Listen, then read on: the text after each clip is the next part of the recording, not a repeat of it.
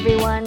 Today is a writing only video because we're going to be talking about nibs, and I figured let's focus on the nibs instead of me because I would be very distracting because I'm amazing. So I noticed there were no objections. So what we have, we are using the Diplomat pens. So these are all on loan from Diplomat. So I'm very honored that I get to borrow these. They're very beautiful. They're very fun, and I really, really am enjoying these nibs. So I'll link to my previous reviews so you could check out the individual pens and the nibs separately, but let's do a straight up comparison between the extra fine, fine, medium, broad, steel, and gold nib. What I've got here is the Arrow, and this is the Excellence in the wavy lines, which is actually really cool. I know that's not the point of the video, but it's very cool. And just so we have an idea, before we go on about a price, we're looking at something like $180 on average for the steel nib and like $320 on average for the gold nibs. Now these are street prices, the MSRPs are higher, and you can always find sales if you hunt around, but basically you're almost doubling the price for the gold. So let's start with the steel. I want to ask you a question, like, do you want me to do extra fine steel, extra fine gold? Should I do that? Or should I do extra fine, fine, medium, broad? Okay, wait, that's the medium nib. I already messed up the order I had. Okay, here's extra fine. So, first of all, the nibs are single slit, breather hole, no breather hole, and decorated with the Diplomat logo and nib size. I think what is important here also to note is that I'm only talking about the large size nibs. There are also smaller sizes of the steel nibs, but not the gold nib. So I'm going to be dipping because this is 8 pens and that's a lot for me to ink and clean, but that's fine. Okay, so let's go on with the writing. We have extra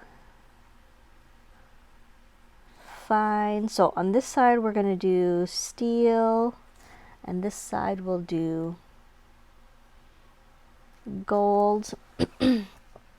So here's the extra fine.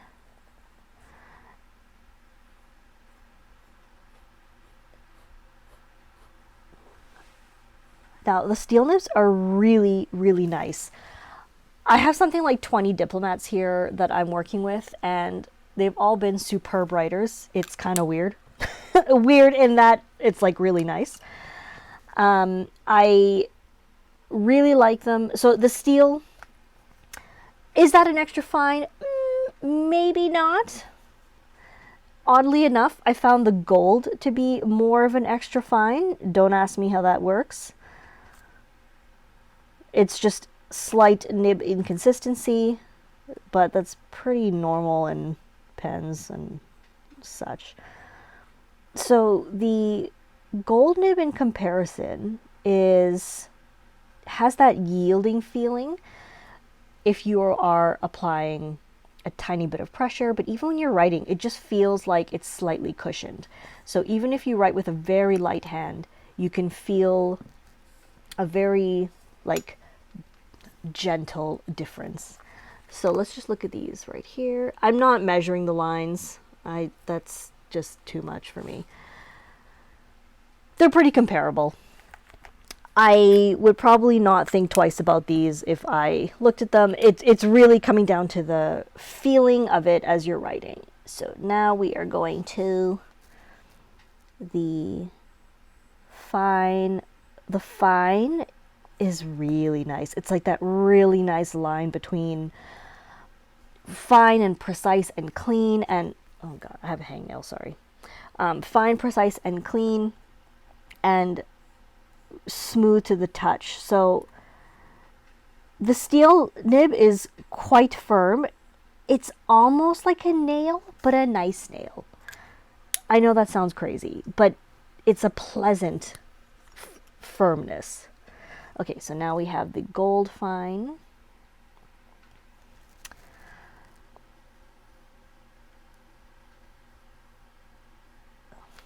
Again, very delightful, really nice, soft cushion. It's not a flex nib, it's not a soft nib. Like, I'm gonna apply a little bit of pressure here, and it does accommodate my pressure. You actually do get wetter lines, but you can enjoy the feeling of the gold nib without pressure. It does very well just in normal writing. And I'm doing my best to describe this. This is all very, very subjective, of course, and that makes doing a video like this difficult. But what I'm trying to point out to you is that the gold does feel a little different, but the steel is exceptional already. And unless you really, really can afford to upgrade to the gold or really have a special attachment to the gold, you're going to get a lot of enjoyment out of the steel. The steels are very smooth, very well tuned, very pleasant writers.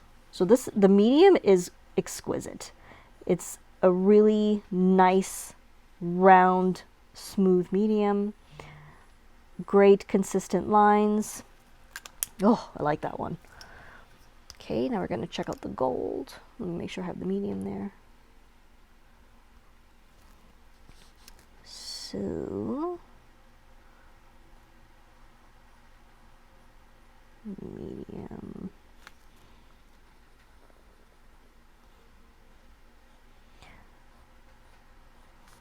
I swear this medium is finer than the fine.